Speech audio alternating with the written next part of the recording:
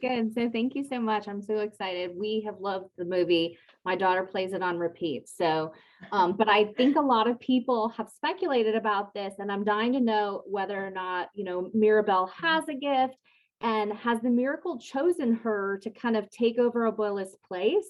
And Mm, as one of the ones who takes care of the miracle, because she does such a good job of taking care of the family and supporting the family. I love that. Yeah, I think Mirabel absolutely has a gift. Her name, Mira, in Spanish means to look. And it was a very particular choice to name her that and to give her the glasses as part of her character design. Because I think she's the one that can see people the most clearly. She's the one who can kind of look past their facades and look past the roles that they play and see the complex person inside. She's able to kind of help Luisa and Isabella and Bruno and ultimately her grandmother, right? And see people with empathy, see people with love. And so I think that is Mirabel's gift. She just didn't need a magic room to go along with that gift. So I think she had a gift all along. Hi, my name's Robin Davis from Hi. momtomagnificent.com. And the soundtrack, I think we can all agree, is just fantastic. It is playing nonstop in my household, and my oldest daughter is even singing We Don't Talk About Bruno at her spring concert later That's on amazing. this year. So I'd love to know, what's your favorite song from the soundtrack and why? Oh my goodness, that's a tough one. I legitimately love all of the songs from this movie, and I was so excited as Lin was writing them. We would hear his demos, and then to kind of have all the actors come on and really build the ensemble was just a privilege to witness all of that and be a part of it. But if I had to pick one song, I really have a soft spot in my heart for Mirabel's song, actually. I love it. I think it's beautiful and yearning and so vulnerable, and so unique in terms of like the Disney heroine canon. She's a really, I think, special character, and I just love that moment with her. So I really love her song. Hi, I'm Ashley Saunders from With Ashley and Co. So you have a background working on horror films, and I felt like, especially the prophecy scenes, it kind of plays out a little bit like that. How did your previous work inform how you approach the darker elements of Encanto? That's a great question. I got a lot of jokes about like the magical house versus haunted house when I first started at Disney. But I think my favorite kind of storytelling is stories that really sort of engage with the truth of human emotion and human relationship, and then have some kind of cool genre element on top of it that really takes the story to another level. So I think the best horror films are about genuine human emotion and fear and relationship, and then they have like a scary house on top of it or whatever. And this movie I think is the same in a lot of ways. It's really Jared Bush, and who wrote the screenplay, and I, as we were writing it, really wanted to make sure that this movie would work even if there was no magic in it, that the story would still function, and the relationships would still feel real. So that was something we tried to like keep in mind the entire time, was making sure this story worked without the magic, and then adding a bunch of delicious, amazing magic on top of that. So I think, Haunting of Hill House and Kanto, are they so different? I don't know. I'm Kami from the mommovies.com. What I love most about Encanto is that there's 12 main characters, and you often don't see that in a lot of movies because that's such a big number, but it works. So I was wondering, which character are you most able to relate to? Oh my goodness, that's a great question. Yes, it was like a huge, incredible challenge to design them, to kind of give them all character arcs. I think if I had to say which character I relate to the most, sometimes I feel like Pepa, sometimes I feel like Mirabel. So maybe like a cross between the two of them. If you could have any magical power, what would it be? Oh my goodness, that's a great question. If I could have any magical power, what would it be? I, I love animals, and if I could communicate with them, if I could know what my dog Ralph is thinking when he licks the couch all the time, that would be amazing. So I would love to be able to communicate with animals. I think Antonio has an awesome gift. Hi. So, were there any gifts that were given to a character that you guys contemplated giving to a different character? Yeah, that's a great question. Absolutely. You know, for a long time in our development and screening process, uh, Pepa was actually indestructible. She was like, you know, she was like sort of superhuman ability to sort of like bounce back and was indestructible. And for a long time, Julieta, Mirabel's mom, had the weather power. So she was the one who was kind of always having to like kind of stay calm to like make the flowers like make the crops grow and things like that. But then as we started thinking, you know, we talked a lot like with our Familia Trust, which was a group of employees within the studio, about like our own moms and just how it seemed like they had the ability to just like cook things that could heal any ailment. And so once we started having that conversation for Julieta, that became her gift, and that started to feel really right. And you know, then we just love this weather power so much that we were like, okay, so what if it's wielded by someone who is not calm and collected, but someone who's very mercurial? And that's how Pepa came about. I was just curious, being that you have a Cuban descent and everything like that. I was just Yeah, curious, kind of what inspired you all to write about a Colombian family versus, sure. other Latin heritage. Yeah, absolutely. So that was actually something that started even before I came onto the film. So Jared Bush and Byron Howard, who were the two directors of the movie, and one of them co-wrote the screenplay with me.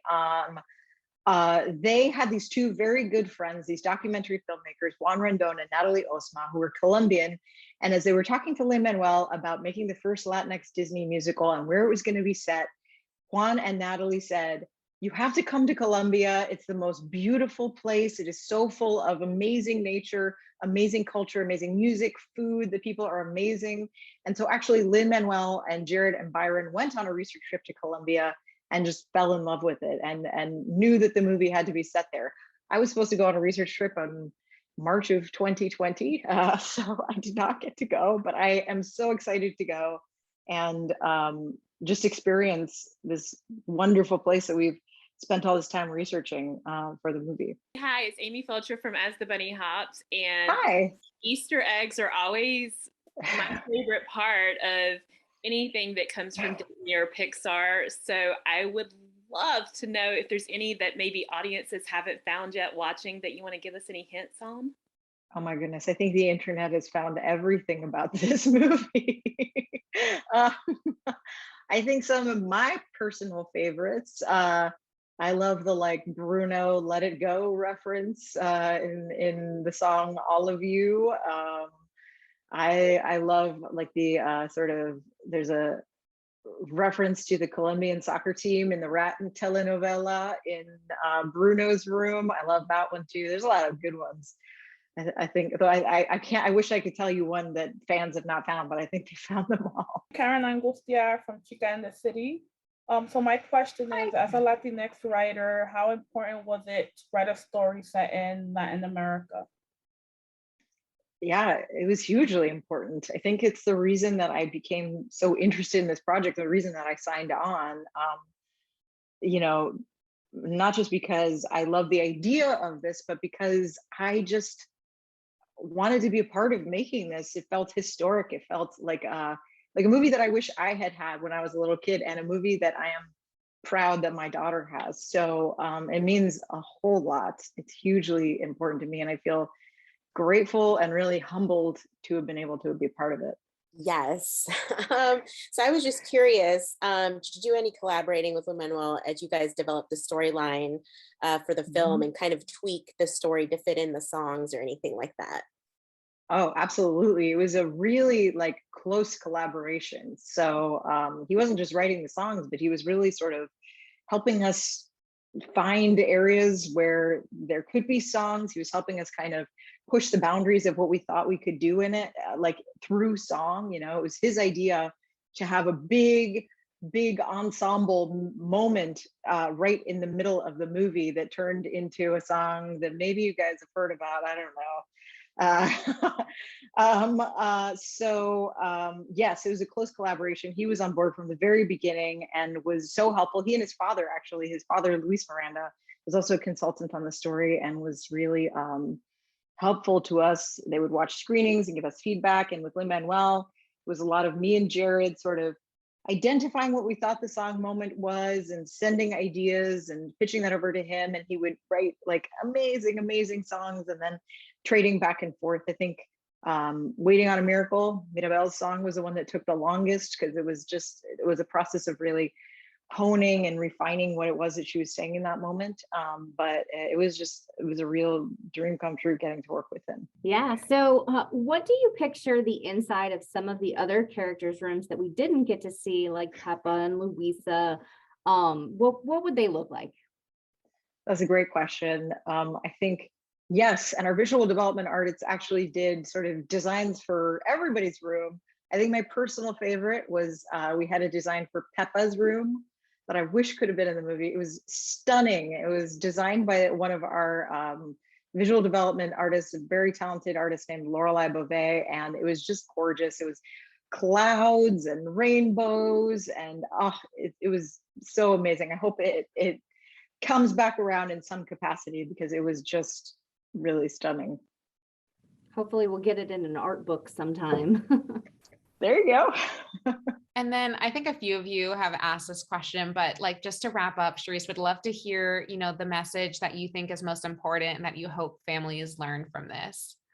Sure. Yes, absolutely. I mean, I think one of the things that's been so exciting to me is people have taken so many different things from this movie. I mean, some people really sort of gravitate towards Mirabel and her journey to kind of figure out her identity and define who she is and locate her own worth and know that. I think that's something that resonates with me also really strongly. But I've heard a lot also from people that this movie has helped their families have sometimes difficult conversations, and it's opened up conversations about the past and about how people treat each other and how they talk to each other, and in a lot of cases allowed people to be more vulnerable with each other than they had been. And so I think that also this like idea of listening with compassion and not assuming we know everything about the people that we're closest to is also a really important part of this movie. Myself being Latina,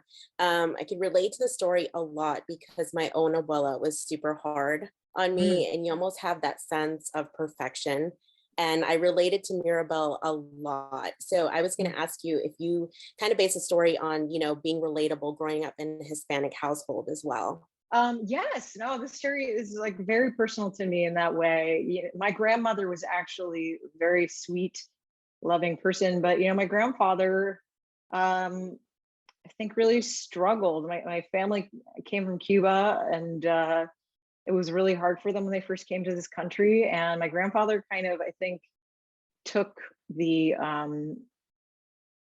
scars of that time period of his life, and it made him a challenging person. I never doubted his love for me, but I think there was some abuela alma in him for sure, of just this pressure, not just to succeed and be happy, but to kind of prove something. And